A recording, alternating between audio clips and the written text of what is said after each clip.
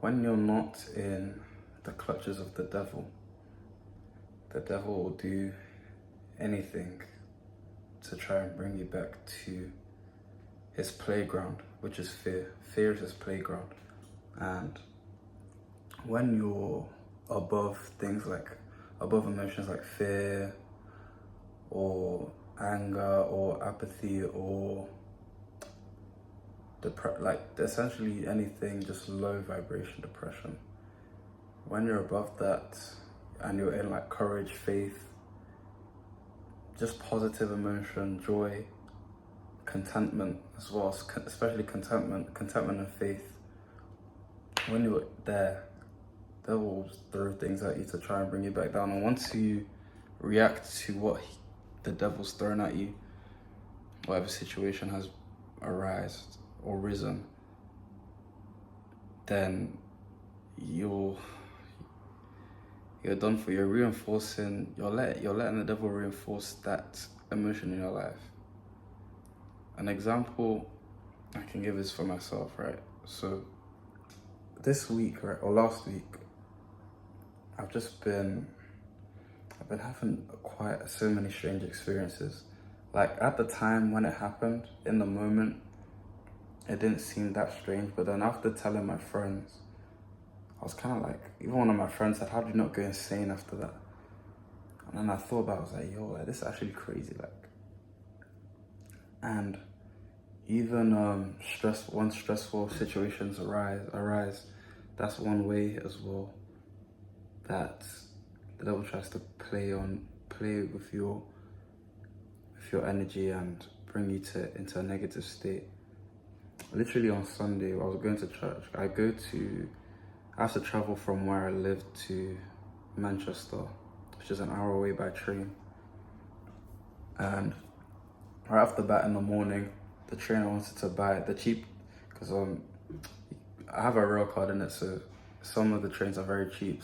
And some of the trains are slightly more expensive, so right off the bat in the morning, I had to buy one of the more expensive tickets because the cheap train got cancelled. I get to the train station. I almost missed that train as well, actually. I even forgot about that because I had to come back home and basically change my shoes. Not change my shoes, but it was like, I forgot something basically. I forgot something that I needed to wear with my outfit. Because my outfit was fire, bro. My outfit was fire. Look, check my Instagram actually. Check my Instagram. It's in the description. Check my Instagram and look at the post. Okay, no, let me not beg it. Well, I almost missed the train. I got on the train, thank God, and then halfway through the train journey, right? Halfway through, they just told us to bake. Like, they just told us to get off the train. And I was thinking, what? Like, we were in the middle of the random city, bro. So I was thinking, okay, first. And I had no data as well, so I had to credit my phone. After I did that, I checked the trains. I was like, okay, I can get this train. And then I was even thinking of giving up hope. I was even thinking of just leaving, bro. And I was just like, you know what, let me just stick with it. Let me just keep going to church. And plus my outfit was really, really good, so. Now I don't want to waste this opportunity.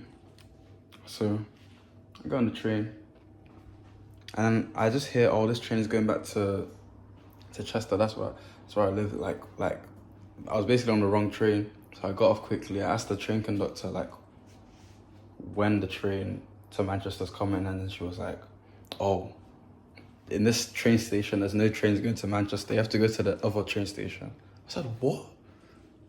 Bro, I'm in a city I don't know, and they're asking me to go to a different train station to get bro, I didn't even stress about it. I wasn't angry or nothing. I was just like, okay, life. So I found the train station eventually. I got on the train. The train was even a shorter journey than usual, so than it would have been if I took the original train. So I was grateful for that. And then I go to church, whatever. I spent time with one of my little brothers. And on the way back, In fact, I'll be real. Let me eat. Let me eat now because I can't. Like my food's getting cold. On the way back, By the way, that was a very good meal. Thank you for asking. On the way back, I also almost missed the train, and even like, bro, I literally had 2 minutes left on the clock, and I was not even close. Well, I was close to the train station, but I was outside. I was still outside. And then I'm walking, I'm jogging. I'm jogging at this point to try and catch the train. And then in the corner of my eye, I just see the platform. Like the platform I'm supposed to go to is like the last one. Bearing in mind, when you first enter the train station, right, go up the escalators, whatever. There's all 10 platforms, and then you have to go into one of the platforms to get to the back of the train station to get to platform 14 and 13, which is the one I wanted to, which was where I was supposed to catch the train, platform 14. So I see in the corner of my eye somewhere else. This is outside, bearing in mind. A sign pointing to an elevator said 13 or 14. I said, what? There's no way. I got an elevator. Next thing you know, bro, we went to the top.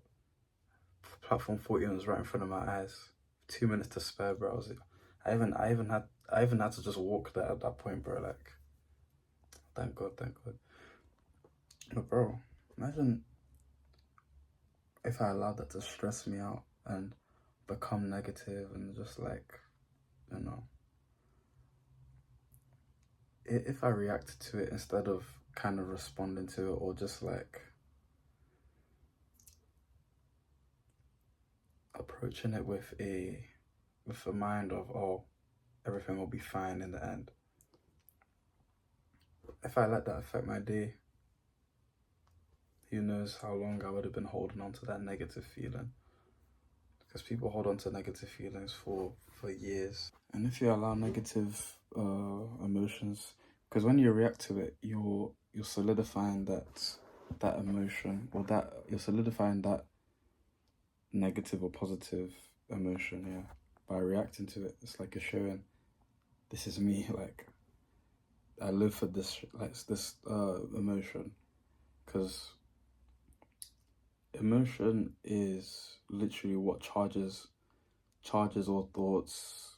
It's like a magnet, you know. The more it like, think about it like a ball, like a ball of emotions, right? That's been compounding over weeks. No, let me never say weeks. Over years of identifying of thoughts, identifying of emotions. You're solidifying all these experiences. Let's say it's negative, right? It's a negative ball. Bearing in mind, this is like a magnet. Like, this ball is like a magnet to anything else. Like, you're gonna just bring more negative experiences, worse negative experiences, and that's how it will maintain. When you have any positive experience, devil's gonna say, no, this isn't you. This isn't what you're meant to have. Then they'll give you something to just ruin the rest of your day, you know.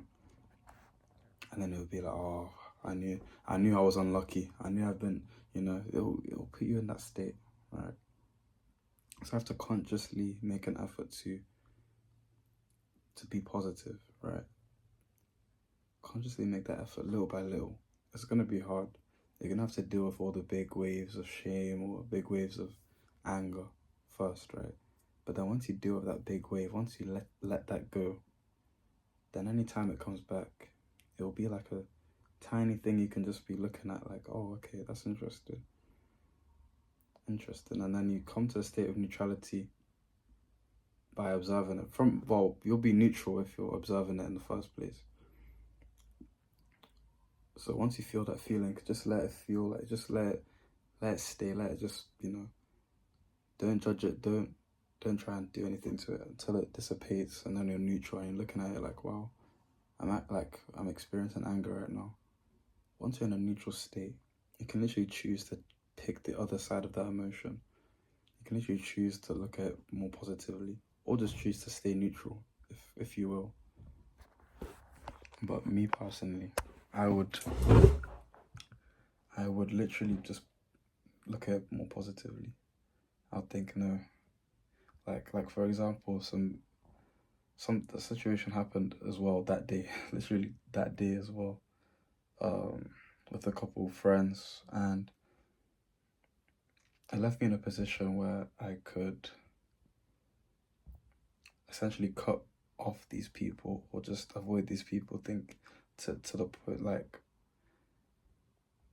I was in a position where I didn't have to trust them, where I shouldn't be trusting them, and in a position where this person should probably be feeling shame. I should make them feel bad for what they've done or what they've said to me. And I didn't do anything. Like the feeling was there. I just didn't do anything until like by the time I was alone, I think I meditated, I read my book a bit, meditated, and just sat down and thought. I just let my thoughts, you know, just let them race.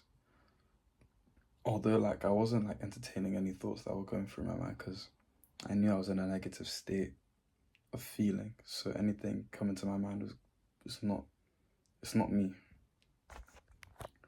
So at some point I became neutral. I just it's like it is what it is type of state. And then I thought, wait, I want I want people to be able to trust me. If I'm distrustful, that's all I'm gonna attract and magnify in my life. If I let that if I allow that to be a part of the ball of emotions that's like a magnet inside of me, I'm just gonna attract distrustful situations. People are gonna it's gonna be a reflection, literally. I want I want faith. I want faith from others. I want faith. I want to feel faith. So why not just give it out? I want to be loved. Why not just give out love? So the way I handled the situation afterwards, I instead of shaming the other person, I showed them love instead. I told them it was okay, just don't do it again, and we're cool. And I also just encouraged them as well, encouraged them to be better, to do better, to not feel bad about themselves as well. Because I could tell that they were already feeling shame in the first place, so I told them not to feel bad. And I felt good. And then I didn't just stop there. Everyone else that in the back of my mind, it's like when they message me, I feel like I'm gonna have a headache or they're like bother it like it's like a bother to interact with them. I messaged them, I showed them love as well. Made sure they were okay. You know that. Now today, as a result, I'm not carrying that any negative. I'm not paying the price of holding negativity. You know what I'm saying? I'm paying the price of well not even say paying the price, I'm reaping benefits from having a positive cluster of emotions as a magnet.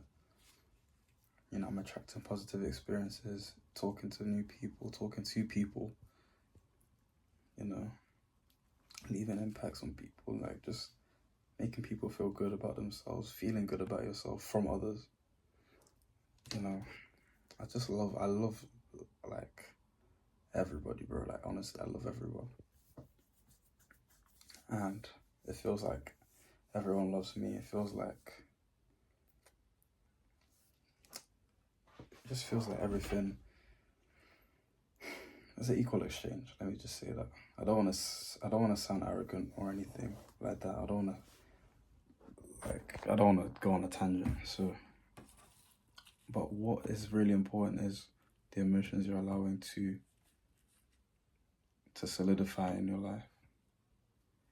You're literally a magnet of to what is inside of you. You need to consciously make an effort to be more positive.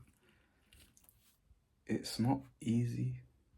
I know it's not easy to go from negative to positive. What you can do is practice by first going from negative to neutral, negative to neutral, negative to neutral. By the time you're comfortable with doing that, you'll be easily able to go from neutral to positive. Neutral is in the middle. I mean, obviously, common sense. If you didn't know that, I'm sorry. But neutral's in the middle, negatives here, positives here. Instead of trying to make that big leap, because even if you do make that big leap, the crash will be even worse. Go from negative to neutral. And that neutral state, although it can sometimes feel apathetic, it can either feel apathetic or very content to the point where you're just like, life is life. Not life is life. This is what I mean. Sometimes when I'm neutral, it feels like maybe if I've just had a negative experience, right? Or like I'm just coming out of a negative thing and I'm in apathy. It feels like I'm in apathy, sorry. When I'm neutral. Maybe it is apathy. I'm not sure, but when I notice I am in apathy, I try to go back up to courage. Then higher emotions like joy, faith, contentment. So sometimes just practicing going from negative to neutral is useful, and then you can make that's even a smaller gap. It's not even a big leap from neutral to positive. You just have to remember that what you impress upon the subconscious mind will accept it no matter what it is, negative or positive. And the subconscious mind is always working to accomplish the desires that you impress upon it. Your consciousness is the guard to the gate of your subconscious mind. Keep that in mind. I'm hoping that you found that useful, you found my insight useful, and you can learn from my experience, I guess. I'm hoping that you learn from it and stuff. If you want to hear more, subscribe. And if you want to chat more about any esoteric ideas or religion, Christianity, if you want to, just have a community of like-minded people, then join my community. Join the community in the description. And we can, chat there, have one-on-one calls. I'm game, bro, I'm game. And bulking guide will also be in the description as well. Soon. I'm still working on it, but by the time, maybe a couple of days after this video's been released, it will be ready in the description. So bulking guide is in the description. And I'll speak to you guys soon. Stay blessed.